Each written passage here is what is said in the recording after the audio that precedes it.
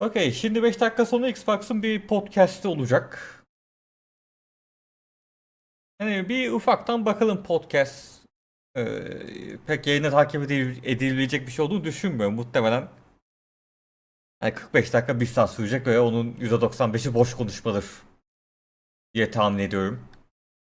Ama yine de bir başına bir bakalım en kötü.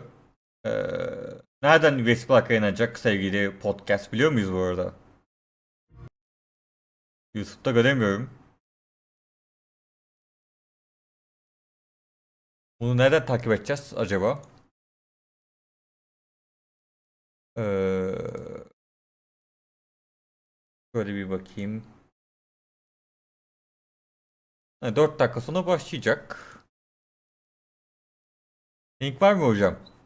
Nerede canlı mı yayınlanacak ya da videoyu bir videolar direkt mi paylaşacaklar? Biz mi bulmamız lazım önemli kısımları? Galiba video olarak yayınlanacak galiba ciddi ciddi.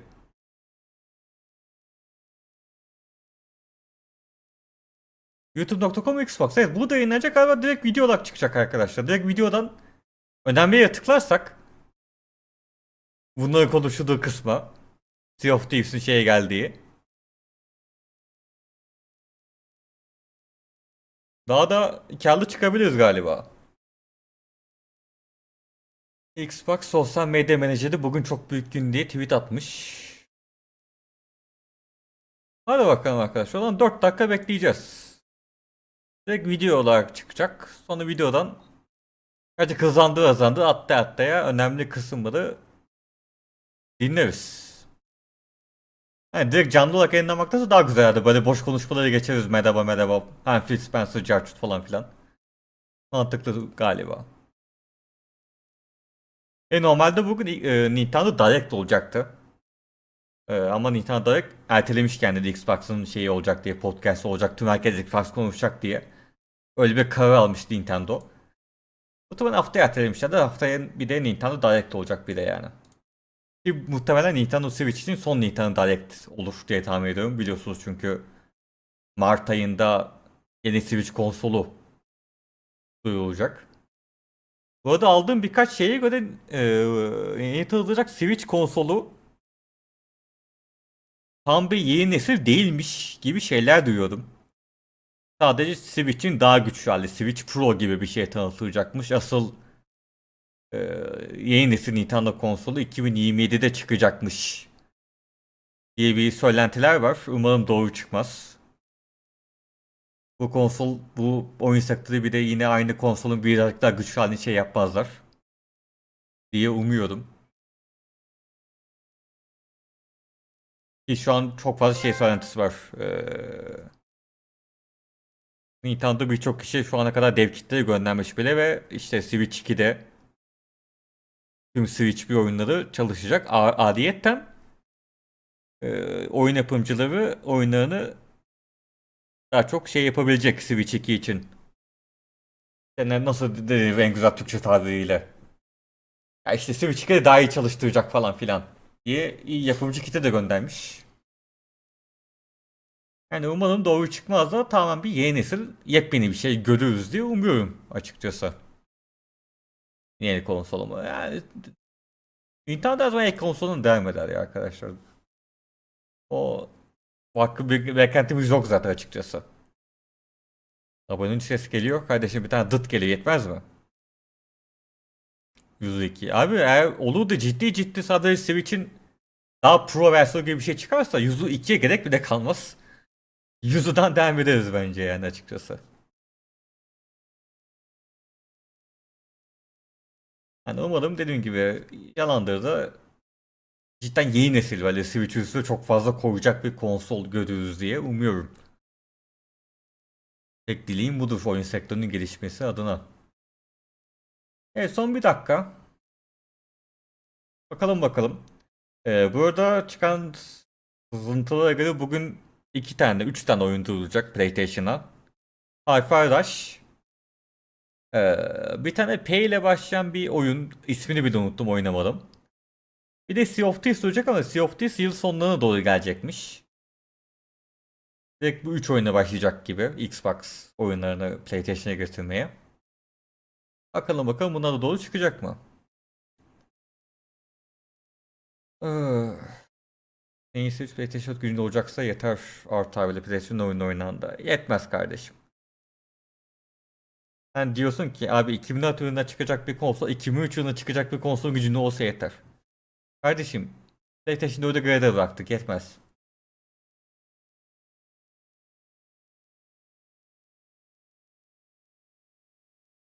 Evet, saat 11'e geldik.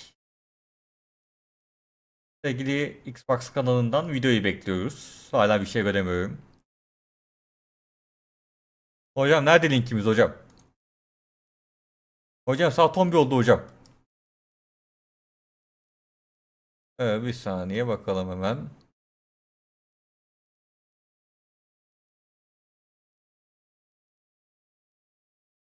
Ee, gelmiş mi? youtube.com Xbox. Evet, geldi. Hadi bakalım. 22 dakikalık bir video. Can probably tell by the fact that I'm joined by Phil, Of, Sarah, of, and of, Matt. of, Welcome. of. And we're going to talk Of. about some updates at Xbox. We want to Hocam, talk about game exclusivity. We YouTube want to yapay talk about zekası görelim Activision mi? Blizzard now that they're part of our portfolio. How that Hayır, might be an gerçekten impact İngilizce on koy. Game Hiç Türkçe Pass. çevirmeyelim And we buradan. want to talk about Şuradan başlayalım. Bir de 1.5x yapayım mı? 1.5x bence iyi olabilir. The decision that we're going to take 4 games to the other consoles, just 4 games, not a change Bir saniye, sadece 4 oyun mu? to our kind of fundamental exclusive strategy. It is, we're making these decisions for some specific reasons. We make every decision really with the long-term health of Xbox in mind. And long-term health of Xbox means a growing platform, our games performing, building the best platform for creators, reaching as many players as we can. We're always looking to learn as a leadership team and to grow. And we think this is an interesting point in time for us to use what some of the other platforms have right now to help grow our franchises. So we're going to do that. So these 4 titles, what are they? Can you say? I'm not going to name those games. The teams that are building those games have Oh, ismini vermesek niye burada toplandık? plans that are not too far away. As we know, game teams put a lot of energy into their announcements with a partner. So I don't want to take anything away from those teams. So I won't be talking about the titles specifically, but I think when they come out, it'll make sense. Can we say if either of those titles are Starfield or Indiana Jones? They are not Starfield or Indiana Jones. Well, what was the criteria? Oğlum patladı şimdiden. Biz Starfield, Indiana Jones falan PlayStation'ı gerçekten sevmiştik ama ciddi sadece Sea of Thieves, Hi-Fi gibi daha küçük çaplı oyunlar gelecek oğlum PlayStation'a. Oho hocam, vallahi X3'lar kazandı hocam ya. Vallahi X3'lar kazandı. Biz nasıl taşak geçeceğiz Xbox'a şimdi? Let me start a little bit outside of that, and then I'll get to the 4 specific games that we're talking about right now.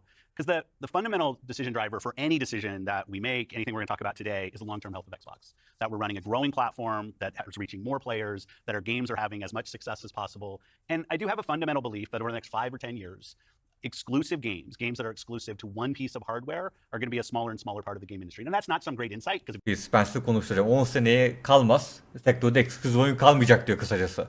Nintendo bile oyunları bilgisayara getirecek diyor hocam. Adamsın Phil Spencer. if you look at the last 10 years and what the biggest games are today, it's a natural place. Whether it's one console and PC, multiple consoles, mobile console and PC, you see big games landing on multiple platforms. And we want to be a great platform for creators that are trying to realize that potential. But now back to the specifics of the question on these four specific titles. We looked at Nintendo 50 milyon satıyor, niye getiriyorsun? 75 milyon satmak için kardeşim. Güzel cevap oldu mu? That are over a year old. So they've been on Xbox and PC for a while.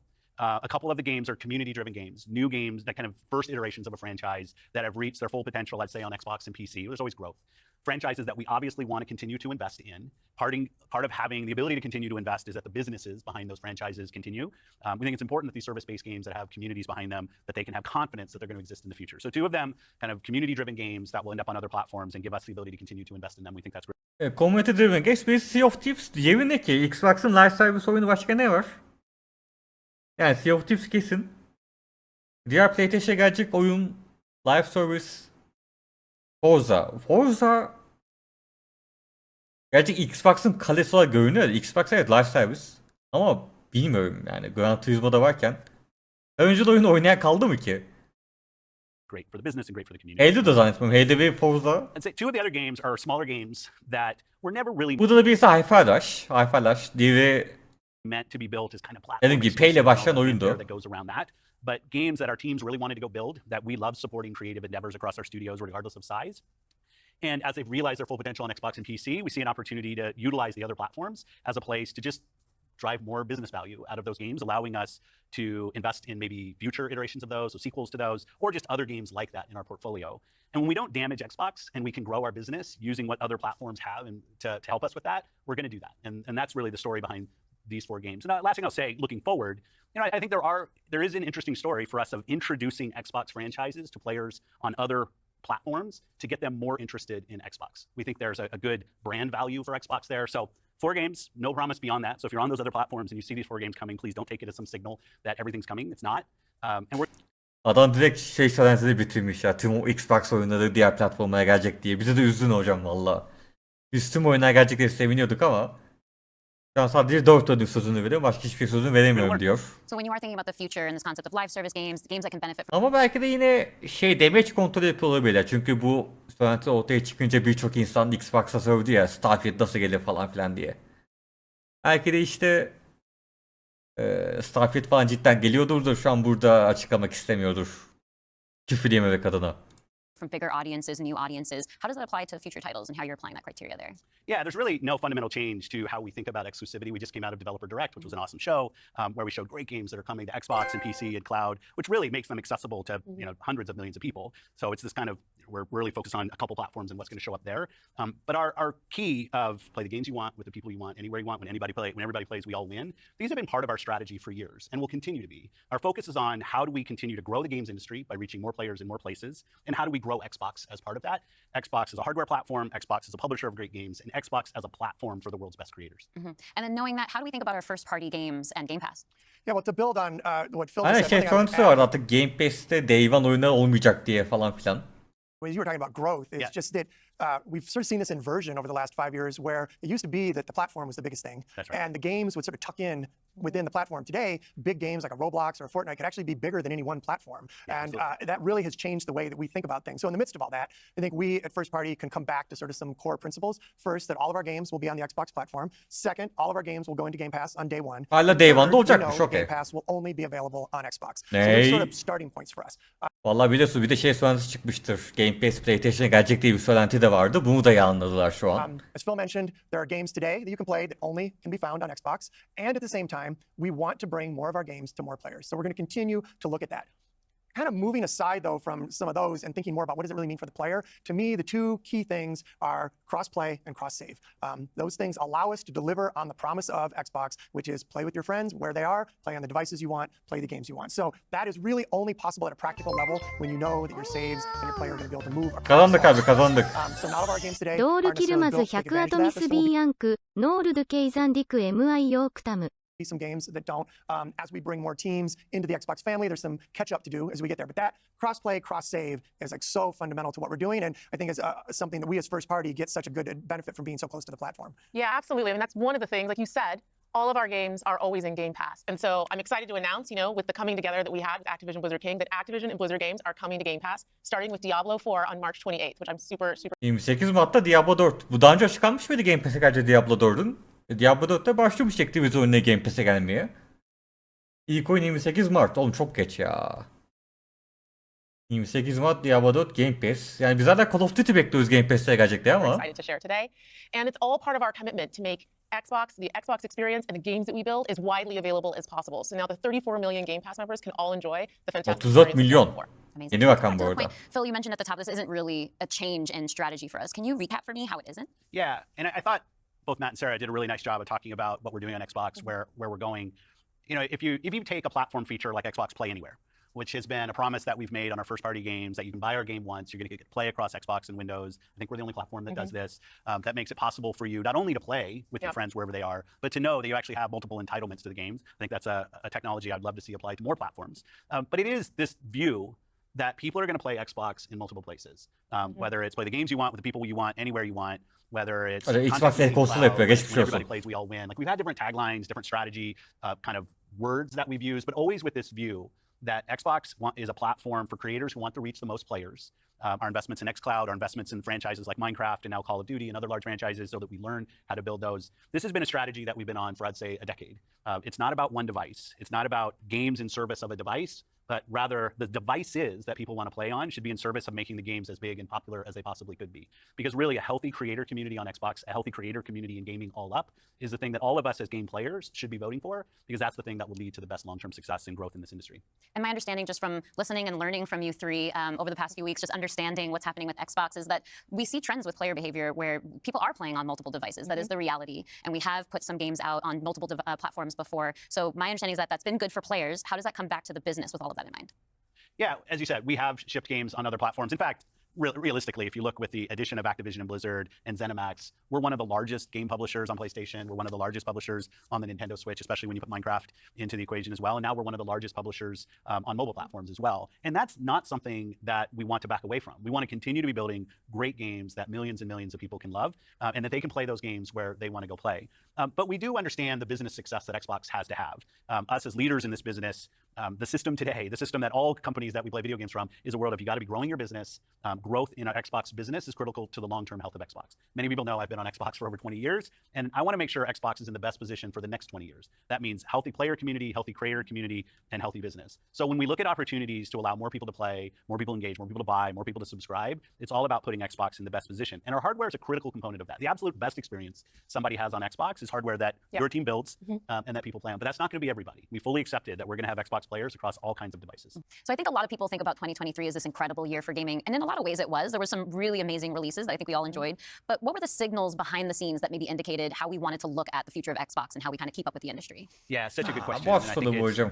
as people who care about the industry, Bunu as geçiyorum. people who are watching Matt, earlier you were talking about these growing gaming communities, how they're incredibly large and comparable on such a different level when we think about console audiences. Like you mentioned Roblox, you mentioned Fortnite. So how are we're obviously thinking about our responsibility, our hardware responsibility is supporting the growth of gaming communities. How has that actually shown up for the players? Are there other games we can speak to from our portfolio? Well, as Phil mentioned, I mean, two of the biggest ones for us, Call of Duty and Minecraft, I mean, they are driven just from the bottom up by the communities of people that play those games, which is so great. I think about it, for the player community, it comes down to where are the friends, where are the people you play with, and then equally important is where have you built up Oğlum your çok library, büyük hayal right? kırıklığı oldu Where's ya. that- Ben where have you invested? Where's that library? I think ortalık those kaynar two diye things bekliyordum probably da. are some of the biggest influences on where people choose to play and what devices they choose to play. Absolutely. When we think Yani- about on the other side, the developer side, just any game developer wants their game to find the biggest Bekleyeyim, audience possible. That's just ciddi the bir şey nature of söylemediler building açıkçası. and want people to enjoy and participate in what you've made.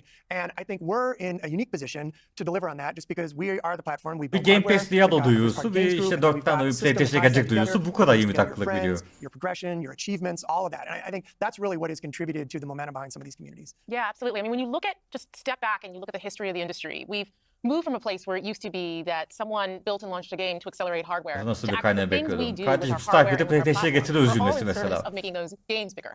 And we think about that across all of the investments we make. The consoles Evet we adamlar build, ciddi the ciddi investments we do oyunları to böyle make ki cosplay, yani cosplay, Hi-Fi'lar the things that ki we're doing o with kadar cloud, fazla how we sızdı actually yani. bring Var more Hi-Fi options başı to game öyle yani. creators, they can have the greatest success. I think PlayStation one of the tişörtü fun sızdı Hi-Fi examples başından about amına this is koyayım. actually Power World. You know, Power World was able to launch. They were a game preview. They launched in Game Pass. They also simultaneously launched in Steam. And through the combination of those things, Pocket Pair was able to have this outsized success, and it was the largest third-party Game Pass launch ever. And that's all because we give creators options on how they can launch their games. We've got subscription, we've got retail, we've got free-to-play, we've got game preview. We have the consoles, we have our experience on PC, and they can access all of those things. And when we step back and we just look at the performance of our platform all up, we know it's working. We're at the highest level of users on console, the highest level of users on PC, the highest level of users on cloud ever. We have double-digit growth rate on PC and cloud, places where we're enabling creators to actually reach new players beyond the console ecosystem. And that's why we're leaning into it and doing more, because we see all those signals. So we're talking about the role that hardware plays for creators, for the games and those communities. What about the role that hardware plays for us as a business, for Xbox? When we look at our hardware, it really is, and Phil said this earlier, it's where you get like the most flagship seminal experience we're building. Buna And when we're talking geçiyorum. about hardware too, there's these other considerations that are really important to our community, probably to each one of ourselves as well. When you talk about library, because I want to dig in on that a little bit more. As we talk about cloud in the wider entertainment industry, there's conversations about streaming. How is that impacting how I own my content that I've invested in? So what can we say about our stance around game preservation?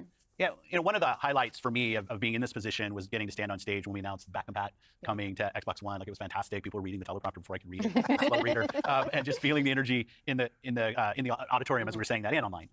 One of the cues I think us as being part of Microsoft take is looking at Windows and how Windows over decades has maintained software compatibility with things that are built on it. Like, I can still go back and play some of the games that I love playing on Windows from decades ago, and it will still run. And we try to bring Hocam that patch same kurmana view çalışmıyor hocam. to consoles. It's harder in console because the line between what the hardware is and what the game is in consoles is traditionally it's tighter, which makes compatibility. You end up doing these generational compatibilities that we've built. But I will say compatibility, the ability to not only play the games, but my saves are still there with our cloud save systems to try to keep the services up as long as we can so that people can play is a tenet of what we are as Xbox. It's at our foundation. And when we look at future hardware generations and what we're going to support, making sure that we respect, which is the word I use, respect the investments that people have made in Xbox going forward is fundamental. And the fact that you get Call entitlements of when Duty'yi you buy boşuna a new övmüyoruz console, biz. Call of Windows and Duty çalışır Xbox, tabii. also means you have the ability to play that game across a multitude of devices, which I think furthers the compatibility of the games that you own.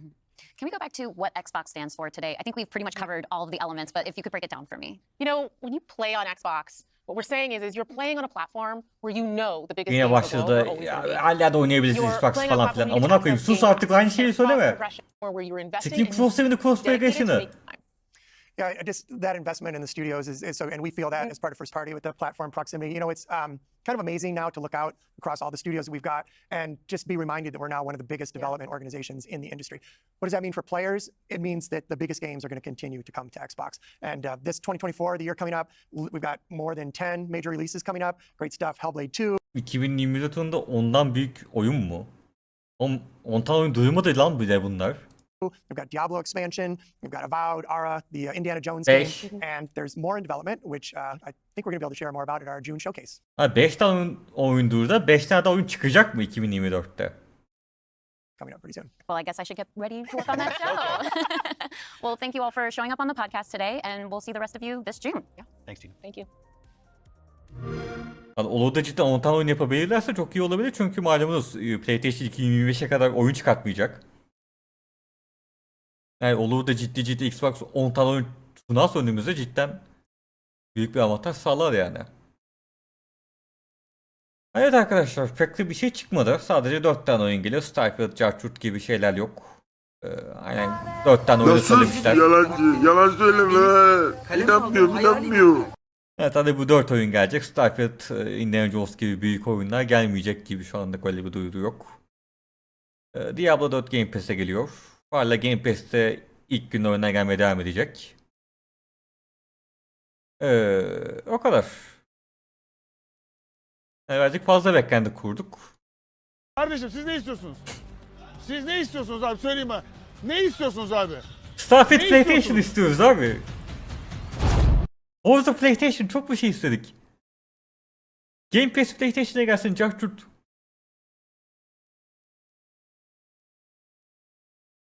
Yok.